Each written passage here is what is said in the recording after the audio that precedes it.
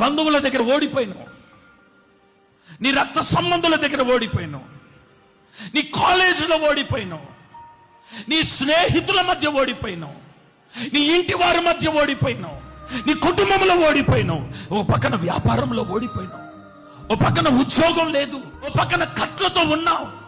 పరిస్థితులు ఎలాగున్నాయో తెలుసా? రేపు ఎలా గడుస్తుందో కూడా నీకు తెలియట్లేదు. ఒక పూట గడిస్తే ఒక పూట గడవని స్థితిలో ఉన్నావు. కనీసం నిన్ను పలకరించడానికి కూడా ఎవరు రాట్లేదు. పైకి చూడడానికి సంతోషంగా కనబడుతున్నావు, నవ్వుతూ కనబడుతున్నావు. అందరూ నిన్ను చూసినప్పుడు నీకేం లేదులే బానే ఉంది అని అనుకునేటట్టుగా నువ్వు కనబడుతున్నావు.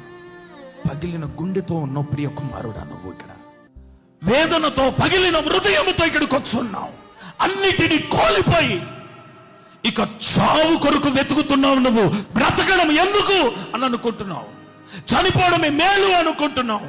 ఎందుకు ఈ జీవితం అని నువ్వు అనుకుంటున్నావేమో. యేసు నామములో నీ యొద్దకు వచ్చుచున్న దేవుడు నీ కన్నీరు చూసి, నీ పరిస్థితులు చూసి, నీ ఓటమి చూసి నిన్ను మరలా వాడుకోవడానికి ఈ రోజే నీ కట్లు విప్పి ఆయన యొద్దకు తెచ్చుకుంటున్నాడు. ఆయన నీకు రథ సారథిగా ఆయన నిలవబోతున్నాడు. ఈ రోజు నుండి ఆయన నిన్ను నడిపించునుగాక.